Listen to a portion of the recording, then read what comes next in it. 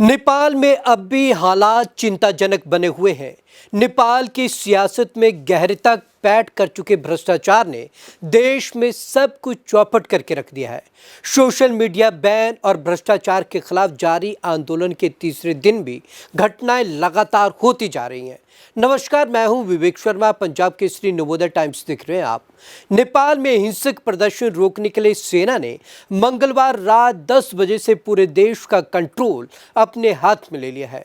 सेना ने बुधवार को कहा कि देश भर में प्रोहिबिटेड ऑर्डर शाम 5 बजे तक जारी रहेगा। इसके बाद रात 10 बजे से गुरुवार सुबह 6 बजे तक पूरे देश में कर्फ्यू लागू होगा। चलिए अब जान लेते हैं अब तक वहां पर क्या क्या हुआ।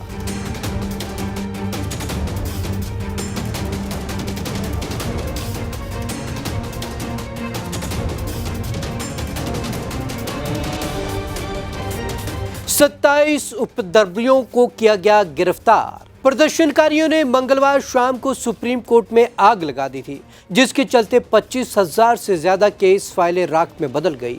वहीं आज सेना ने 27 उपद्रवियों को गिरफ्तार किया।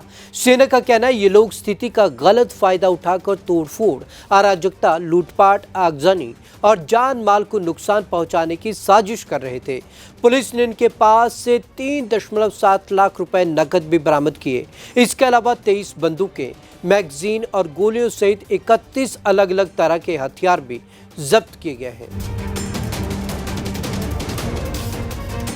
नेपाल के पूर्व प्रधानमंत्री और मशहूर लेखक वीपी कोइराला ने अपनी किताब नरेंद्र दाई में लिखा है कि हमने सालों तक सहा, चुपचाप बैठे रहे, लेकिन अब गुस्से की ज्वाला बाहर आनी चाहिए। इस समाज की जड़ता ने हमें दबाया, अब विद्रोह का समय है। उन्होंने बेशक इन पंक्तियों को राणा शासन के दमन के विरोध में लिखा, लेकिन नेपाल की मौजूदा स्थिति को देखकर लग रहा है कि मानो जैसे उन्होंने दशकों पहले नेपाल की इस बगावत की भविष्यवाणी कर दी थी। केपी शर्मा ओली पीएम पद से इस्तीफा देकर काठमांडू छोड़ चुके हैं। यहाँ हिंसक प्रदर्शन ने अब तक 22 लोगों की मौत हुई, जबकि 400 से ज्यादा लोग घायल हुए।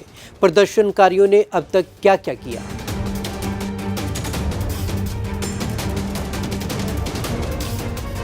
पीएम ओली शर्मा का घर जलाया।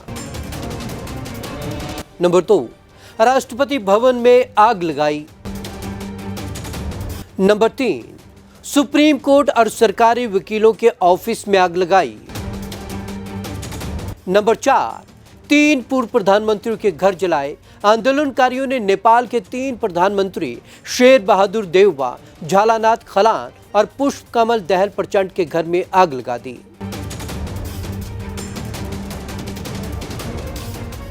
नंबर 5, पूर्व पीएम झालानाथ खनाल के घर में आग लगाने से उनकी पत्नी राजलक्ष्मी चित्रकार गंभीर रूप से जल गई।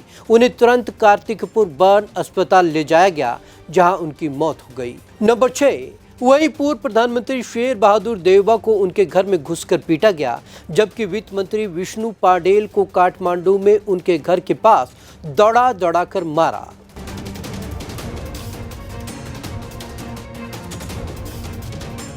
नेपाल के दिल्ली बाजार जेल से कैदियों की भागने की कोशिश की है, हालांकि वो इसमें कामयाब नहीं रहे। सेना ने बताया कि स्थिति को काबू करने के लिए सैनिकों की तैनाती बढ़ा दी गई है। कैदी सड़कों पर नारे लगाते हुए नजर आए, जबकि सेना ने आवाजाही रोकने के लिए इलाके की घेराबंदी कर दी है।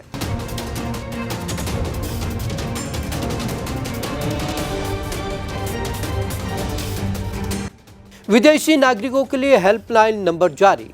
नेपाली सेना ने नेपाल में फंसे सभी विदेशी नागरिकों के आसपास के सुरक्षा अधिकारियों या कर्मियों से संपर्क करने को कहा है। सेना ने होटलों, पर्यटन संचालकों और दूसरे संगठनों से भी टूरिस्टों की मदद करने की अपील की है।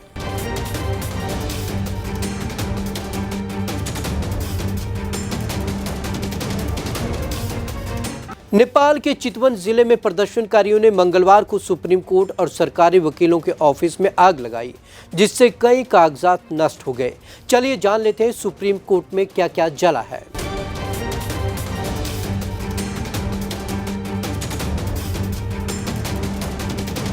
नंबर 1, सुप्रीम कोर्ट परिसर में वाहनों में आग लगा दी गई। आरटी कक्ष में घुस गए, उन्होंने उसे भी आग लगा दी। मुख्य न्यायाधीश और मुख्य रजिस्ट्रार के कक्षों को भी जला दिया गया। नंबर 2, 25,000 मामलों की फाइलें राख में बदल गई। तोड़फोड़ और आगजनी के कारण सुप्रीम कोर्ट की वेबसाइट बंद है। हालांकि डेटा का बैकअप लिया गया था। न्यायाधीशों द्वारा तैयार किए गए कई फैसलों के रिकॉर्ड कंप्यूटरों के साथ नष्ट हो गए। नंबर 3, नेपाल के सरकारी अधिकारी आनन फानन में आपातकालीन हेलीकॉप्टर पर लटक कर ही देश छोड़कर भाग निकले। सोशल मीडिया पर इसका वीडियो वायरल हो रहा है।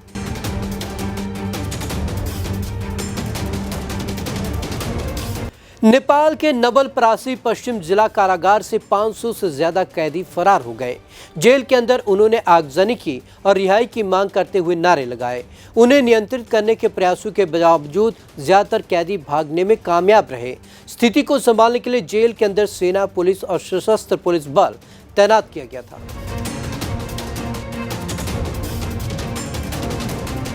नेपाल में आज रात 10 बजे के बाद कर्फ्यू रहेगा। नेपाली सेना ने बुधवार को कहा कि देश भर में प्रोहिबिटेड ऑर्डर शाम 5 बजे तक रहेगा।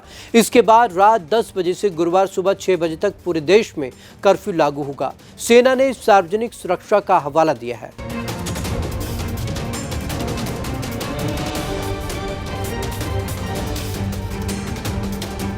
सेना के मुताबिक कुछ उपद्रवी समूहों ने प्रदर्शनों में घुसपैठ, तोड़फोड़, आगजनी, लूटपाट, लोगों और संपत्ति पर हमले किए और उत्पीड़न की कोशिश की। सेना ने लोगों से सहयोग की अपील की है।